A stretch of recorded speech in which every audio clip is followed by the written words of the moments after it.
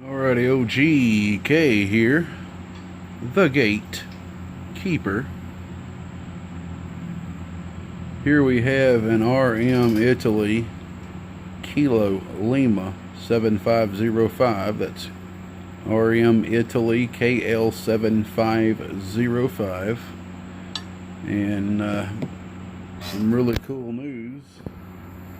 This is one of the first few completely FCC certified amplifiers. FCC certified. What makes this amplifier FCC certified? I'll tell you, one of the main things that does is this right here. That's one of the main things. The output filter network on it.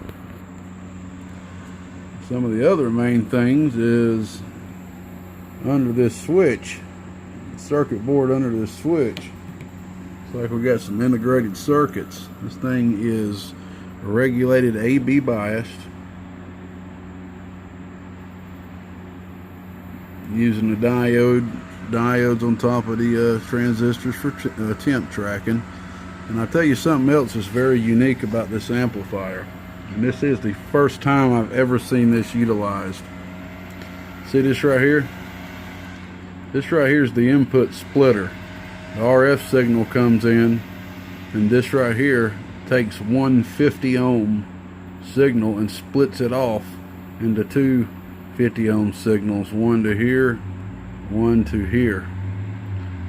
So it splits the signal to both input transformers. Now take a look at this.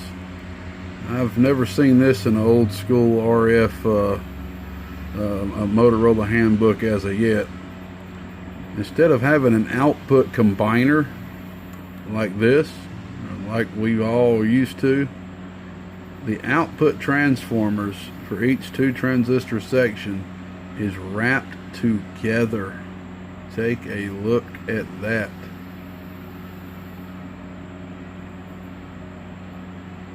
When I seen that, my mouth opened. I just sat there for a second, like, wow. And then one wire comes down, which is the output, and the other wire goes to ground. And this right here is just the DC power that's powering all four transistors on the collectors. That's just a choke to keep the RF off the DC line as much as possible. That is crazy. I've never seen that before. I definitely want to do some tinkering around with this. I would love to try this to see what happens. That is crazy. Why did they do it? Who knows? Did they do it just to save some parts? I don't know. That's unique. Definitely don't have nothing else to reference to this. This is the first time I've seen this.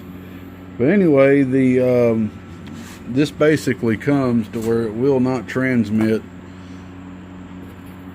on a specific frequency range. Like, it literally will not key. That's another thing that helps it be FCC certified. But of course, with everything else, they always give you a way to undo that, don't they? Which somebody has already done. Now, I need to give somebody props for this. I'm gonna have to look and see who it is so I can give them the props. I can't remember what their name is right now, but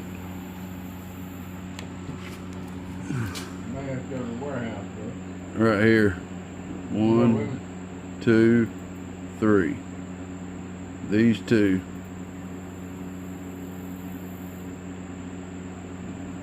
Throwing a jumper right here,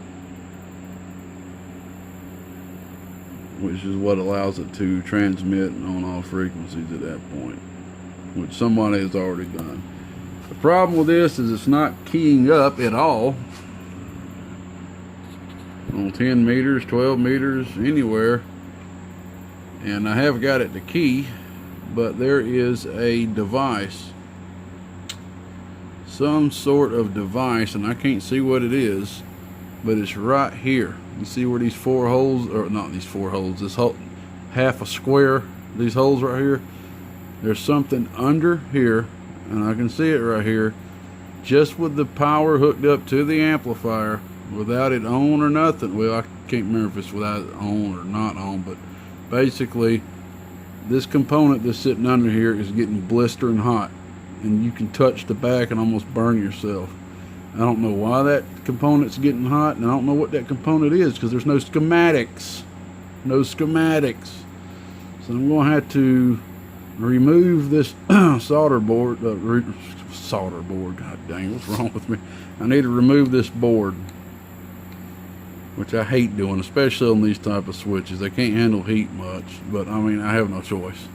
I've got to remove this board, see what this component is, and see if something else is causing that to happen, or if I need to replace this component, or if we even need this component. I don't know. I got to get in and see what's going on with that. So that's what's going on right now.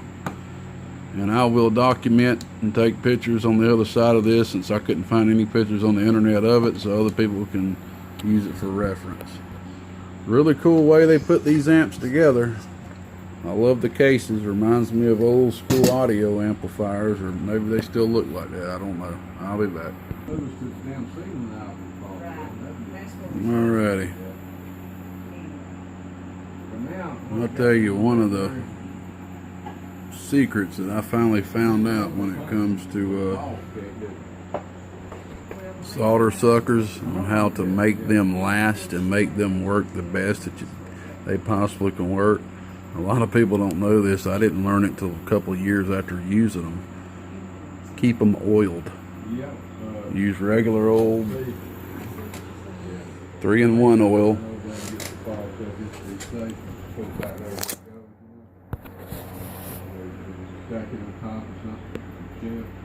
Keep everything oiled. You ain't got to oil the spring right here, but just put a thin coat of oil on everything right here. Then put oil on the inside right here, and then also like the oil on the tip. The ones from China, they'll be, or some of the ones on China, they'll be fake Teflon tips. They're not really Teflon, but the good high quality ones, the tip right here is Teflon, so heat will not bother it. But yeah, man, you keep these things oiled up, this thing will last for a long time. Let's see, I went through maybe 4 of them, and then once I finally figured that out, now I've went to the other ones that wasn't working good no more, and 3 out of the 4 work perfect now. I just needed to oil them up, and one of them, the mechanism actually broke. But anyway, here we go. I just want to document this so I'll make sure to remember which way this goes. But looks clean, don't it? It's pretty good. While I drop it on the dang floor. Come on, Weston. Gatekeeper. Sitting there using my first name. Alright, so this is what we're looking at right here. Doing a video. Wow, you want to watch that Mama Fam? I didn't think we had to, since everything went good. Makes no sense. I'm out here trying to make money. I'm trying to make money too. That's what I'm doing right now. So anyway, talking old Pops right there. He's butting into the video here. So anyway, look at this right here. U3 right here is what's getting blistering hot. And you could probably guess that it appears that they have... I'll take that back. Never mind. Oh my God. I think it's an 8-volt regulator. Huh. Thank God. I think it's an 8-volt regulator. I believe it says 7805. Hold on a second.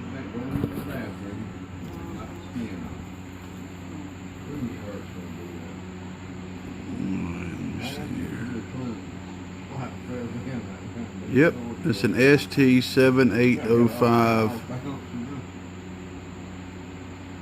regulator.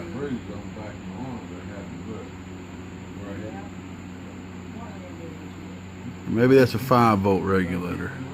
Yeah, that's a 5-volt. What am I thinking?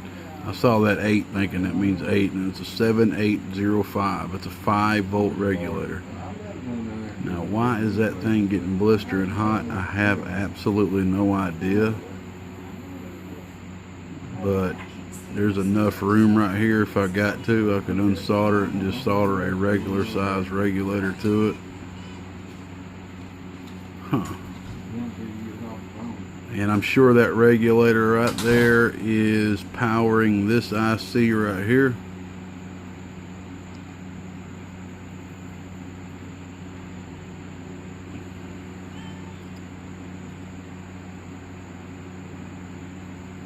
And possibly this IC right here.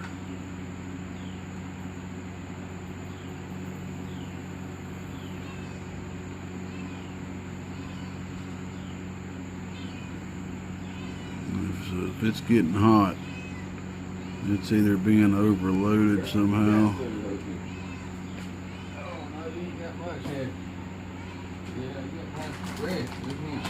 I'm kind of scanning down through this. Ooh. Oh, that's a shadow, never mind. Looks a little bit too big to be just a regular comparator IC. I don't know what the heck that thing's doing, but it's doing something. Got a lot of dang transistors here. So yeah, I'm gonna get my magnifying glass out and my magnifying glasses and take a real good close look at this. I'm just kind of curious. This would take me a couple of hours to sit here and draw this as a schematic. It's all surface mount.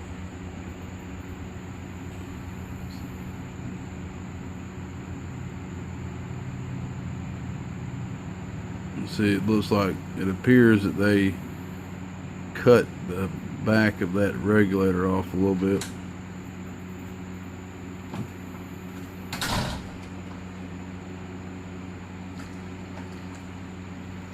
And it's using the back as a ground. I don't think they've got the that's why you can see right there how the middle pins cut off. That's because it's using the back as the ground, because the flange part of the regulator is ground. So instead of using that third, they're using that back right there. So it's getting hot for some reason, and it shouldn't be. It should not be getting hot. That thing should at least handle an amp, or at least 400, 300 milliamps with no heat sink, with no problem. Alright, let me take a look at it from this angle one more time before I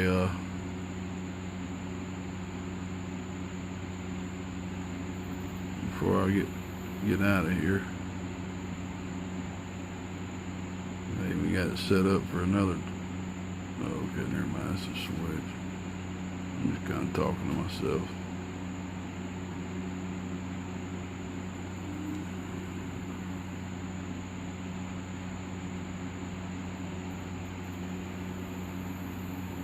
And it looks like, let's see, it's 5 volts right there. It says, I'll have to get in here and look at this with my glasses on. Alright, I just want to document that just in case anybody needed to use that as reference. I may have to get the old paper out and draw some diagrams so I can understand what the heck's going on. I'm pretty sure that regulator is powering these ICs.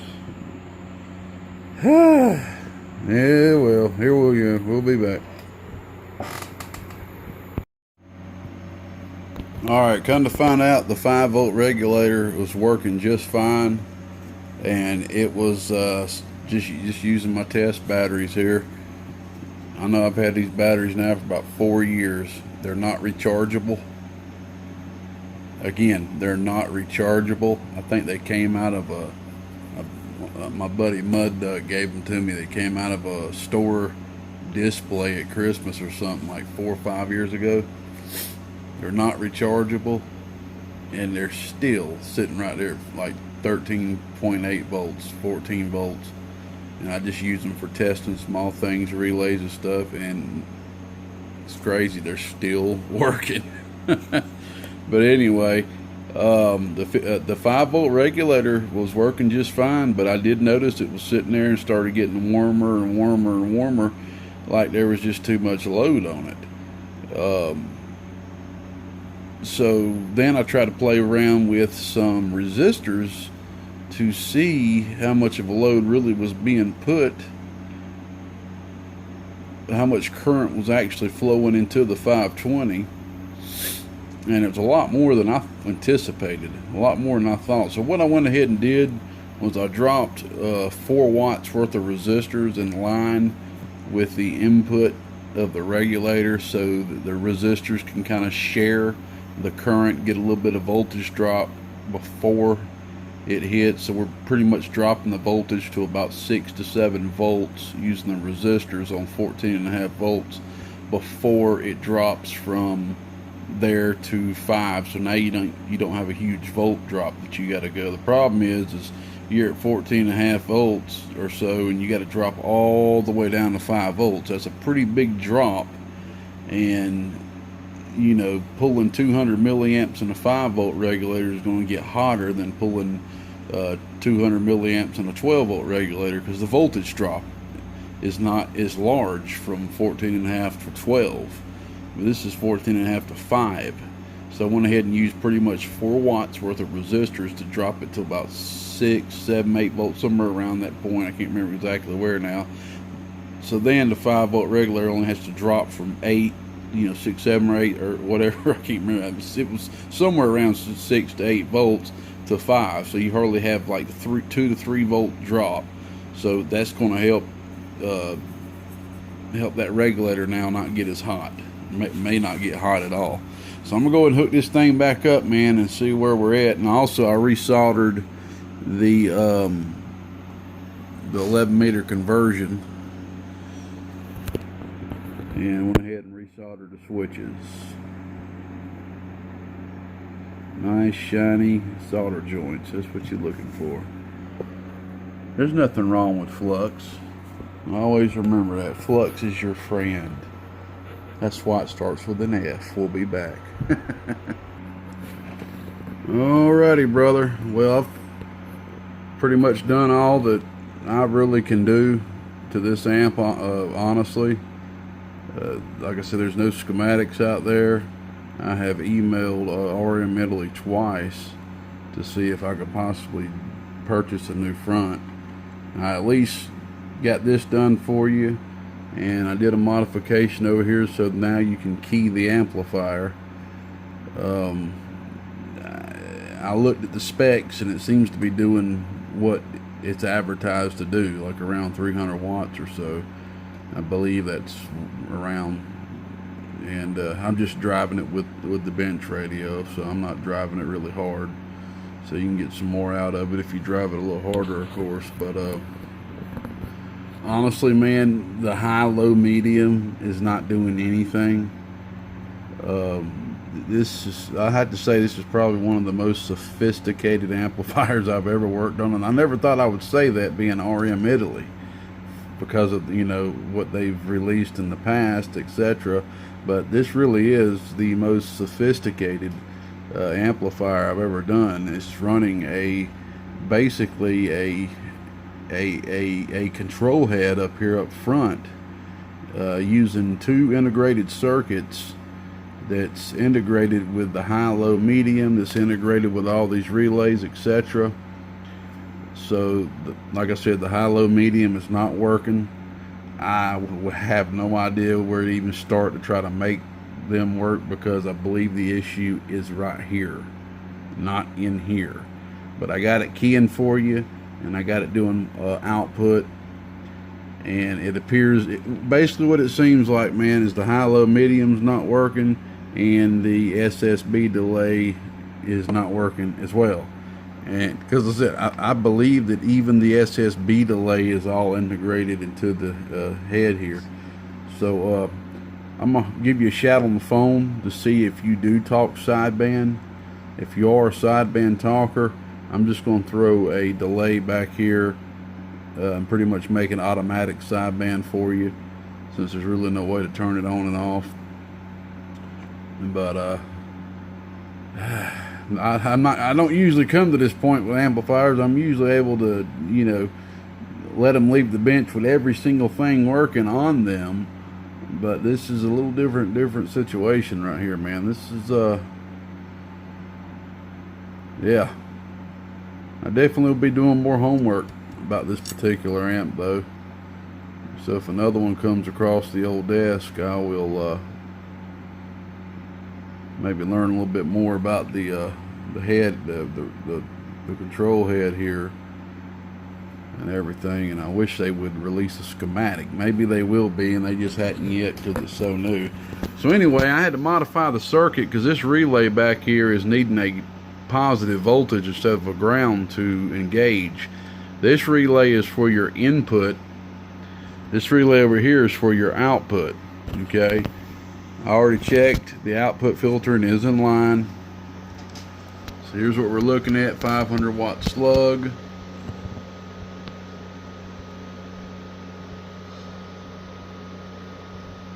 We're looking at the middle scale. The 20s 200 watts, 30s 300. Oh,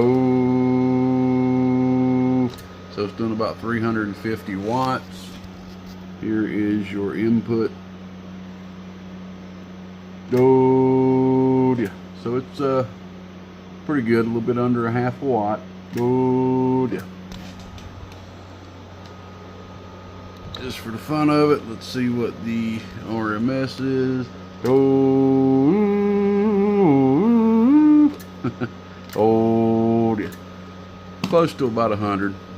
If I drove it with the hot radio, it's doing about 180, close to 200, and the peak comes up to about 425 or so. I would really try to keep this amplifier within the limits that it says in the specs. But at least I was able to fix the issue that you complained about with it not keying. And I got it to where this right here is still a little warm. But look, I'm able to keep my thumb on it. See?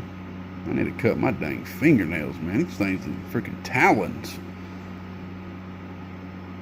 I use my fingernails when it comes to stripping wire so much. It's just a habit. One of these days I'm going to buy me some real good strippers, and I won't have to do that no more. But it's just a habit from the old mobile audio days. But yeah, see, I can keep my thumb on it now. See, before, leaving it on for about 3, 4, 5 minutes, I put my thumb on it and it'd be just like that right there. It's that hot. Wise man once told me, if you can leave your thumb on something, or your finger on something for more than 5 seconds, then it's not too hot.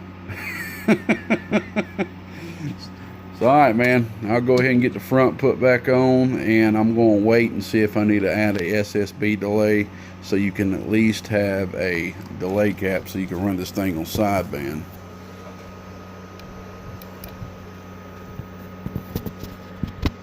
Hey, what's this thing talking if I just get out there and just try to let the mop flop? Freaking focus and stuff, man.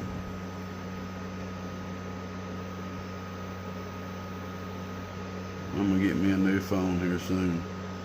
Just out here just letting the cow take a mop flop. Old gatekeeper just cruising. Ain't keyed up on an antenna probably in about 6 months. What's wrong with me? I know what's wrong with me. I'm backed up trying to get caught up, and I got down and I'm gone. Alright, buddy, we got her keying for you, man.